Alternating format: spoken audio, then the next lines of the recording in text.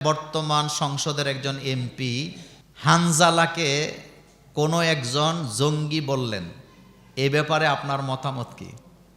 শুনেন, টুপি দাড়ি দেখলে যাদের চুলকানি বাড়ে, টুপি দাড়ি দেখলে যাদের মনের মধ্যে এটা জাগ্রত হয় যে এই লোকটা জঙ্গি, তাকে গালি দেওয়ার দরকার, সে মুনাফিক, সে কাফের হয়ে গেছে, অথবা সে ভারতের দালাল।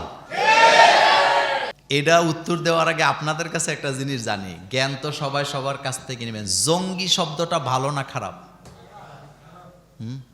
জঙ্গি শব্দটা ভালো না খারাপ? জঙ্গি মানে কি? যুদ্ধা। তো যুদ্ধা কি খারাপ নাকি? কিন্তু এটারে এখন গালি বানাইছে।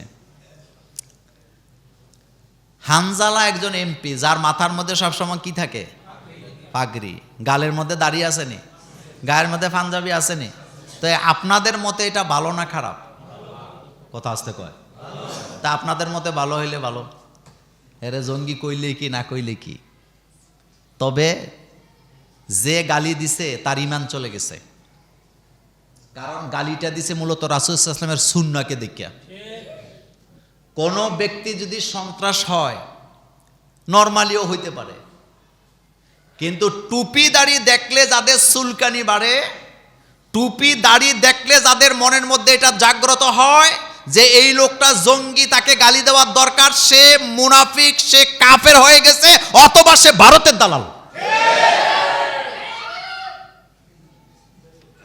কারণ পাগড়ি মুহাম্মদ সাল্লাল্লাহু আলাইহি ওয়াসাল্লামের সুন্নত, টুপি মুহাম্মদ সাল্লাল্লাহু আলাইহি ওয়াসাল্লামের সুন্নত, দাড়ি মুহাম্মদ সাল্লাল্লাহু আলাইহি ওয়াসাল্লামের সুন্নত। কোন সাহসে গালি দেস? খবর নিলে দেখবেন তার যে গালি দিছে তার মা জন্মের ঠিক নাই, যেটা শুরুতে বলছিলাম।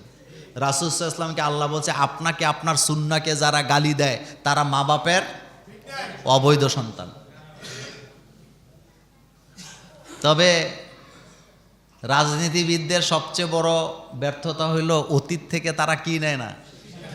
শিক্ষা নেয় না।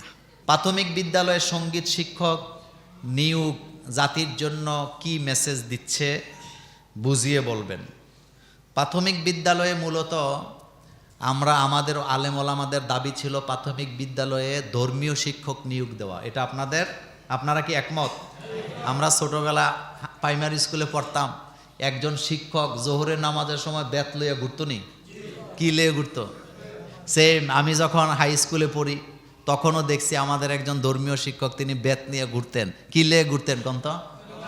নামাজ পড়তে হবে, নামাজের জন্য। তো এইরকমের একজন শিক্ষক প্রত্যেকটা স্কুলে থাক। আপনারা চান নাকি চান না? চান। কিন্তু কোনো স্কুলে গানের শিক্ষক নিয়োগ দেওয়া হোক বাচ্চাদের নাচ গান শেখানোর জন্য, এটা কি আপনারা চান? কে কে চান? এটা চান এরকম আছেন কেউ? আমার মনে হয় বাংলাদেশেও নাই। তবে বর্তমান গভর্নমেন্ট নির্বাচনের আগে তারা একটা বক্তব্য দিয়েছিলেন, বর্তমান যিনি স্বরাষ্ট্রমন্ত্রী, ওনার বক্তব্যটা আমি শুনেছিলাম। তিনি বলেছিলেন যে আমরা ক্ষমতায় গেলে প্রত্যেক স্কুলে ধর্মীয় শিক্ষক নিয়োগ দেব। তো ধর্মীয় শিক্ষকটা এখন সঙ্গীত শিক্ষক কেমনে হয়েছে এটা তো আর আমরা জানি না, এটা তারা জানে। তবে 90% মুসলমানের দেশে, এই দেশে প্রত্যেক ধর্মের লোকেরা ধর্মকে ভালোবাসে। এটা হিন্দু হোক, বৌদ্ধ হোক আর খ্রিস্টান হোক। সুতরাং ধর্মীয় শিক্ষকে নিয়োগ দেওয়া উচিত, গানের শিক্ষক নিয়োগ দেওয়া উচিত না। আর আপনারা যদি গানের শিক্ষক নিয়োগ দেন, আপনি শিক্ষককে বেতন দিতে পারবেন, কিন্তু গান শেখার জন্য ছাত্র আপনি খুঁজে পাবেন না। আরেকটা হলো, এমনিতেই স্কুলগুলোতে ছাত্র নাই।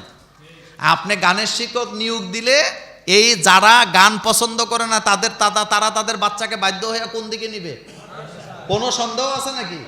সুতরাং আপনারা স্কুলে বাস দিবেন আপনাদের এই কেরামতির কারণে, কিন্তু এটা মেনে নেওয়া হবে না। আপনি চিন্তা করেন কোত্থেকে যে এই বুদ্ধিগুলো আসে, আল্লাহই ভালো জানে। সুতরাং আমাদের দাবি হলো এটা বন্ধ করতে হবে। হুজুর সূরা ইখলাসের মর্যাদা সহিহ হাদিস থেকে জানতে চাই। মাশাআল্লাহ, এটা একটা চমৎকার। সূরা ইখলাস কোন সূরাটা বলেন তো? আল্লাহ হুস সামাদ, লাম ইয়ালিদ ওয়ালাম ইউলাদ ওয়ালাম ইয়াকুল লাহু। প্রথম কথা হলো এই সূরাটি হলো কোরআনের 1/3 অংশ। রাসূল সাল্লাল্লাহু আলাইহি ওয়াসাল্লাম বললেন, যে ব্যক্তি একবার সূরা ইখলাস তেলাওয়াত করবে তার আমলনামায় আল্লাহ 10 পারা কোরআনের সওয়াব দান করবেন। এটা সহিহ হাদিস। 2 নাম্বার, যে ব্যক্তি 10 বার সূরা ইখলাস পড়বে, কয়বার? আল্লাহ তার জন্য জান্নাতে একটা ঘর বানাবে। যে ব্যক্তি 20 বার পড়বে আল্লাহ তার জন্য জান্নাতে 2টা ঘর বানাবে। যে ব্যক্তি 100 বার পড়বে আল্লাহ তার জন্য জান্নাতে 10টা ঘর বানাবে। যে ব্যক্তি 200 বার সূরা ইখলাস ডেইলি পড়বে আল্লাহ তার জন্য 20টা ঘর বানাবে জান্নাতে। 3 নাম্বার হলো এই সূরাকে যে ভালোবাসে আল্লাহ তারে ভালোবাসে। সুবহানাল্লাহ। ভাই যে কই আমি কি কই আপনি বলেন। এই সূরাকে যে ভালোবাসে আল্লাহ তারে। রাসূল সাল্লাল্লাহু আলাইহি ওয়াসাল্লামের একজন সাহাবা ইমামতির দায়িত্ব পাইছে, পাইয়া ফজরের নামাজ পড়ায় ইখলাস দিয়া, মাগরিবের নামাজ পড়ায় ইখলাস দিয়া, এশার নামাজ পড়ায় ইখলাস দিয়া। রাসূলের কাছে বিচার দিছে যে রাসূল আপনি কি ইমাম দিলেন? ইমাম বোধহয় একটা সূরাই জানে আর বোধহয় জানে না। রাসূল সাল্লাল্লাহু আলাইহি ওয়াসাল্লাম বলেন কি হয়েছে? কয় উনি সব নামাজে সূরা ইখলাস। রাসূল সাল্লাল্লাহু আলাইহি ওয়াসাল্লাম সাহাবাকে ডাকালেন, ডেকায় বললেন তুমি কি এটা করো? সাহাবা বললেন রাসূল আমি আমার আল্লাহকে আমার জীবনের চেয়ে বেশি ভালোবাসি, তা আমি যখনই নামাজে দাঁড়াই আমার আল্লাহর কথা মনে পড়ে যায়। আর সূরা ইখলাসের চাইতে ছোট এবং সংক্ষেপে আল্লাহর পরিচয় দেওয়ার মতো সূরা আমার আর কি নাই, জানা না। এজন্য আমি ঘুরে ফিরে এই সূরাটাই পড়ি। পরবর্তীতে আল্লাহ রাসূলকে বললেন রাসূল এই সূরাকে যে ভালোবাসে আমি আল্লাহ তারে ভালোবাসি। এটা কোন সূরা? সূরা ইখলাস। এরপর এই সূরাটা হলো সূরা, এই সূরা কিন্তু শেফা। বলেন এই সূরা কি? দুনিয়াবি ঝামেলা বিপদ আপদ থেকে এই সূরা যারা তেলাওয়াত করবেন আল্লাহ তাদেরকে হেফাজত কি করবেন। আরেকটা ব্যাপার হলো এই সূরাটা হচ্ছে শিরিক মুক্ত জীবন যাপনের একটা সূরা। কুল হুয়াল্লাহু আহাদ আল্লাহ হুস সামাদ লাম ইয়ালিদ ওয়া লাম ইউলাদ ওয়া লাম ইয়াকুল লাহু কুফুয়ান আহাদ। কথা কি বুঝে আসছে? বেশি বেশি করে পড়বেন। একজন তার স্ত্রীকে বলেছেন আমার বাড়ি বা ঘর থেকে বাহির না হইলে তুই তালাক। এতে কি স্ত্রী তালাক হয়ে যাবে? আস্তাগফিরুল্লাহ, নাউজুবিল্লাহ। কত জঘন্য মানুষ হয়। আচ্ছা আপনি বলেন তো স্ত্রী কি ঘর থেকে বাইরে হইব না এক সময়? কত বড় ভয়ানক মানুষ। কি বলছে যে তুই যদি আমার ঘর থেকে বাইর না হস তাহলে তুই কি তালাক। দেখেন এটাকে বলা হয় তালাকে মুআল্লাক, মানে শর্ত সাপেক্ষে তালাক। তবে এটা সংক্ষেপে দিয়ে দেই, এরকমের কথা যদি কেউ বলে তাহলে তার স্ত্রী তালাক হবে, তবে এক তালাক হবে। বলেন কয় তালাক হবে? এক তালাক। কেউ যদি এ কথা বলে তুই আমার ঘর থেকে বাইর না হইলে তালাক অথবা বাইর হইলে তালাক, তুই তোর বাপের বাড়িতে গেলে তালাক, না গেলে তালাক, এরকম যদি শর্ত দেয়, তুই আমার ঘরে খাইলে তুই কি তালাক, এটাকে বলা হয় শর্ত সাপেক্ষে তালাক, অর্থাৎ কন্ডিশনে ডিভোর্স দেওয়া। এটা যদি কেউ বলে তাহলে এক তালাক পতিত হবে। বলেন কয় তালাক?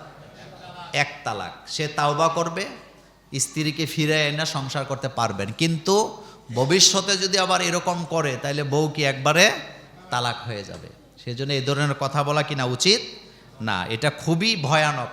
তবে এই তালাকিকে তালাকে রেজাই বলে, অর্থাৎ যেই তালাকের মাধ্যমে স্ত্রীকে আবার কি করা যায়, ফেরতে আনা। আল্লাহ পাক আমাদের সকলকে কবুল করুক। আসসালামু আলাইকুম ওয়া রাহমাতুল্লাহি ওয়া বারাকাতুহু।